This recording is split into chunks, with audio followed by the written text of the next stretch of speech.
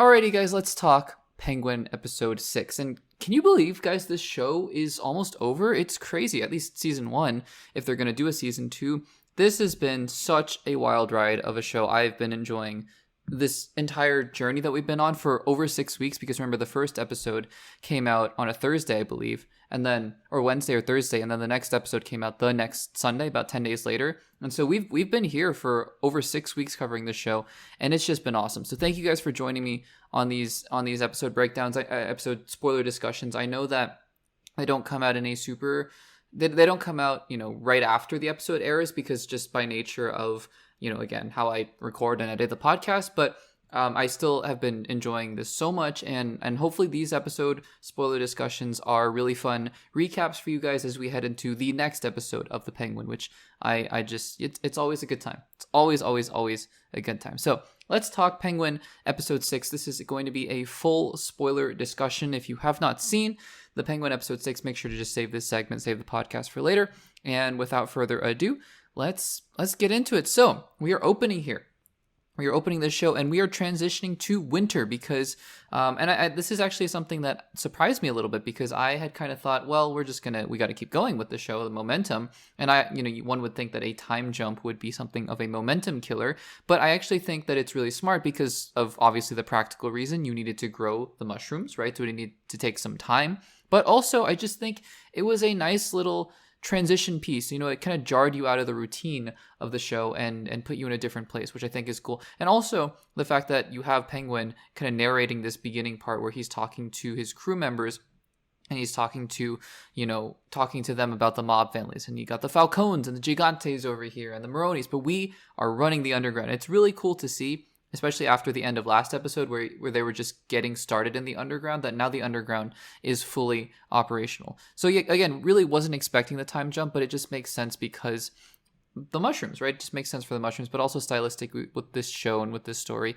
it works really well. You also see now that Penguin is something of a kingpin, right? He's something of a true crime boss, because now he has a full operation and it's solely under him. And what's also really sad, and it lends to the character arc that we see, the character progression that we see throughout the rest of this episode, is that Vic's stutter is kind of gone at the beginning of this episode. It comes back a little bit, but he's so bought in at this point, especially at the beginning, and he wavers throughout the episode, but at the beginning of the episode, one of the first things that I noticed was that his stutter was basically gone. It came back when he started talking about Sal Maroni and Sofia Gigante, but still, it's just notable that he is so bought in, and I think this character is only going to get darker from here, which is so sad, especially after episode 3. I think if we were to rewatch this entire season now with knowing what we know, and we haven't even seen the last 2 episodes, but just knowing what we know, it's going to be so sad to see the character arc for Vic. And if he ends up becoming Victor Zsasz or whoever else,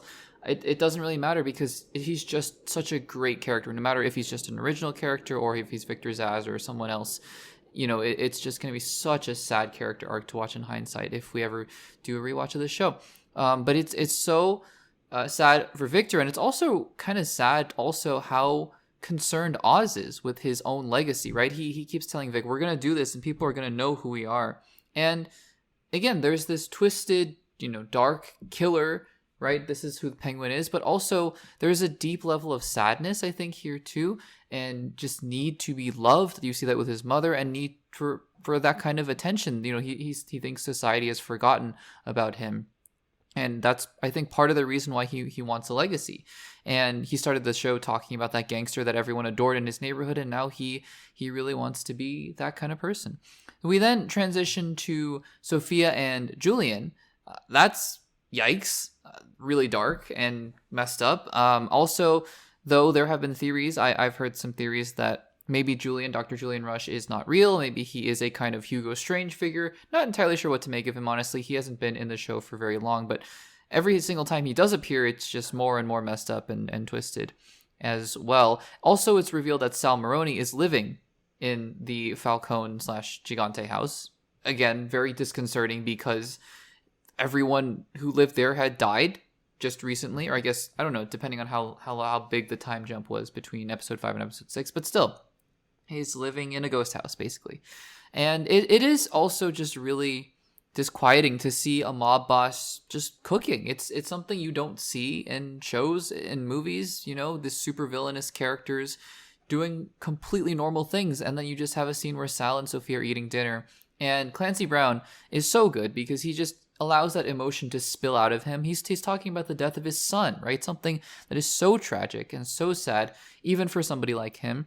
And he just lets that anger spill out. And that's really sad in a strange sense, We transition back to the other focal part of this episode because, the episode ends with Victor Aguilar right now, and Oz's mom. And Oz's mom is the other big part of this episode here. And she's not doing well. She's really not doing well. And we get a taste of that here, but then we'll see more of that as the episode progresses. Sophia, on the other hand, is back to hanging people. She's trying to draw Oz out and get him, because now he's selling this bliss to everybody. And it's apparently causing a lot of ruckus. And so Sophia is basically saying, if you buy bliss from anybody, because bliss is Oz's, it was Sophia's originally, but now it's Oz's. If you buy this bliss, you're going to be in huge trouble. And I think that's a really interesting move, right? In terms of this whole chess game that's going on here. But then it's interesting because Oz counters that by saying, okay, everyone gets free samples. Everyone's going to be hooked on it. And it's not going to matter what Sophia does, because if you're hooked, you're hooked. And it's over, right? It's all over. They're going to want the bliss anyways, no matter what. Then we see Squid. And I just knew, I said this in the last episode, spoiler discussion, if you haven't checked that out. I knew that something with Squid was going to happen. I knew it was going to be really bad. I actually had thought that he was going to kill Oz's mom. It turns out that that's probably going to be Sophia. And that's also going to be tragic because we'll talk about this in just a second. How Oz's mom tells him to kill her eventually, which is just heartbreaking, awful, awful scene. Just everything about that scene is just so hard to watch. But I think that even though Oz's mom tells him to do that, I still somehow think the bigger tragedy, honestly, will be Oz seeing his mother go not on her own terms. We'll get to that though in just a second. But it's it's interesting because Squid shows up here and he's kind of that antagonist, the mini antagonist for Victor, right? Because Oz is dealing with his own things and then Victor is dealing with his own things as well. So then Sophia and Sal go to raid Oz's old apartment, and it's interesting, they think his mother's dead, and obviously Sophia finds out that his mother's alive, so that's going to be a big part of episode 7. I'm sure there's going to be a huge confrontation there. And then they're going after the girl that he was with. I always forget her name. I don't think they rarely say her name, if ever, and so I always forget her name, but they're going after the woman that Oz was with, and that's obviously going to play a big part in how Sophia ends up seeing Oz, or being at Crown Point later on. But first, we get back to, I think, just, again, one of the best acted, best written, best performed, and really hardest, one of the hardest scenes to watch in the show, which is Oz's mother coming out of the tub and telling him to kill her when she basically loses her mind. So sad. It's heartbreaking because, again, what the show constantly confronts you with is this idea that these are not good people. These are bad people who are going through real human emotions. I mean, again, bad people, but there are so many loved ones out there, people dealing with loved ones who are going through dementia, Alzheimer's, Parkinson's, and it's just so difficult to watch. And I find, I think that's the genius of this show, is bringing these real human problems to light in a way, in a gangster show, in a mob horror, which I think is just so incredible. And again, I said this last episode as well, last spoiler discussion, that Oz's mom is the focal point. And when she dies, I think that there's just going to be another level where, even if Oz is eventually the one who has to kill her, and he begrudgingly has accepted that, although we'll see if he does that, I think that there is still another level where he could snap even further and he could be even more vicious and brutal, and we'll see him in the Batman 2. By the way, if he shows up in the Batman Part 2 and he is one of the villains, how hard is it going to be to watch? Because we love to, how do I put this? We don't love the character necessarily, but I think we've all been loving watching the show, and it's just part of the journey of watching this fascinating character unravel before our very eyes, and watching his escapades and seeing all the trouble that he gets himself into and how he gets himself out of it. That I legitimately think if Robert Pattinson's Batman is fighting the Penguin, there's going to be this weird, conflicting thing. Not because I want, this murderer, mob boss to be winning, right, or anything like that, but because I think that it's been such a fun ride to watch this show. And I'd be really conflicted. I'd be like, Batman, I mean, you can put him in Arkham, but oh man, if don't get rid of Penguin. I want to see season 2. So anyways, I think that'll be kind of interesting if he shows up in the Batman part 2. Also, another really interesting thing here, again, just using the dynamics of Gotham City, speaking of Batman, to the show's advantage is that it's cold and Crown Point is not getting any heat. And so the heat coming back is a big deal, right? It's a big part of what the show is going for. Oz is intimidating the guy whose job it is to turn on the heat. And it's again part of that socioeconomic argument that the show is trying to make about just the rich neighborhoods getting richer and the poor neighborhoods getting poorer.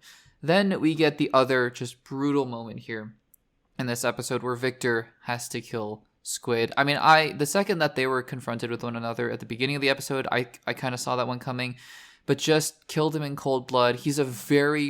Squid is a very, very bad person, but just to see Victor killing anybody in cold blood, and the fact that his next lines are "I'm sorry," as if that would do anything, is heartbreaking. It is so heartbreaking, and this is Victor's turn. I mean, it really is the focal point for this character. I know that he's been doing things through the past few episodes that have been getting him to this point, but this is truly the focal point for this character.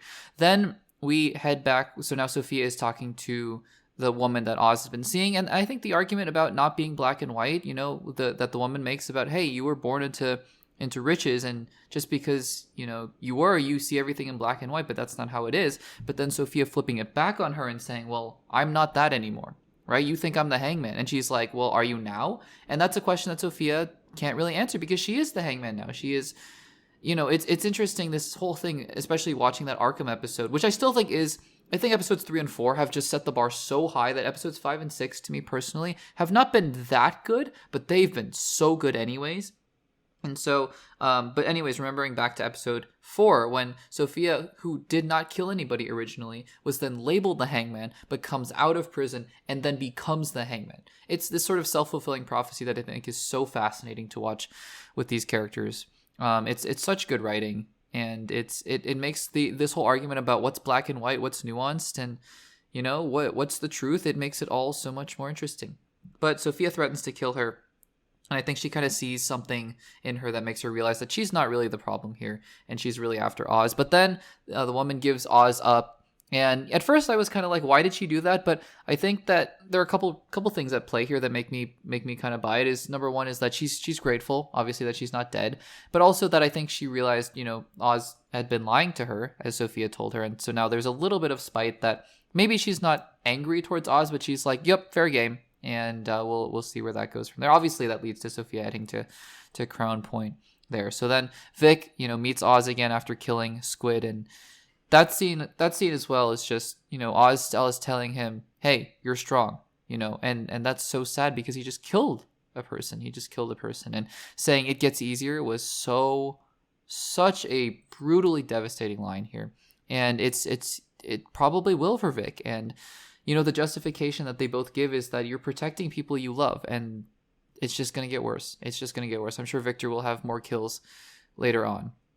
And that's not going to be good. So, and then Oz has this thing called the Golden Summit where he's just throwing them beers. And at first, well, I'm still a little iffy on this because on the one hand, sure, I think Oz has the chops to get out of the situation, right? I think Oz is able to do that. But also, they could have just killed him at any second. I don't know what the downside is of them killing Oz, other than maybe they kind of think, okay, so Sophia is going to come after us and whatever, but there are a lot of them. So I don't know. I was kind of conflicted about that, but I buy it. I buy the fact that Oz is like, yeah, no, but we need to team up. So it's basically, what I think this episode is doing so brilliantly is setting up the end game, right? One of the best things about this show has been the pacing. This show knows exactly when to rise in temperature, to kind of slow the pace down, like in last week's episode. Although again, I mean, I say slow down the pace. Somebody lit on fire, so, still has explosive moments in there. But the show knows exactly when to set up what, and now it's setting up the real endgame. Because I think we got to see that a little bit last episode with Sal and Sophia teaming up, but this is the real endgame, I think. Oz and the rest of the smaller, quote-unquote, smaller gang leaders versus the Maronis and the Falcones or the Gigantes, the traditional kingpins of Gotham City. And then, as if the episode couldn't end on a sadder or more harrowing note, Sophia is watching Vic and Francis dance, and that's how the episode ends. So guys, this episode, I think it had that Penguin mix, right? It had the Penguin mix of beautifully slow, quiet, and slow is not a bad thing, by the way. It's just slow as in quieter scenes between characters like Sophia and Sal having dinner, Francis talking to Oz. Then you had some, it's not even action. I don't know. I don't even want to say action. I don't think action needs to be in a show like this all the time, especially in episodes like this, but just, scenes where things are moving, right? Things are happening with Squid and with Vic and with Oz and the Golden Summit. Things are coming to a head. And then there are these beautiful tension points, as well as some just, again, beautifully written, kind of terrifying, horrifying scenes, like when Oz's mother tells him to kill her and all that kind of stuff. It's such a good show, guys. It's such a good show. Like I've been saying all this time, this kind of show wouldn't have been my cup of tea. And it's just so well told. It's such a great story, and I'm so on board. I'm so happy to have been watching this show. But guys, let me know in the comments down below, what did you think about episode 6 of The Penguin? Was this your favorite episode? Maybe your least favorite episode? Let me know in the comments down below. And what are you looking forward to most with episode 7 and 8? Let me know in the comments.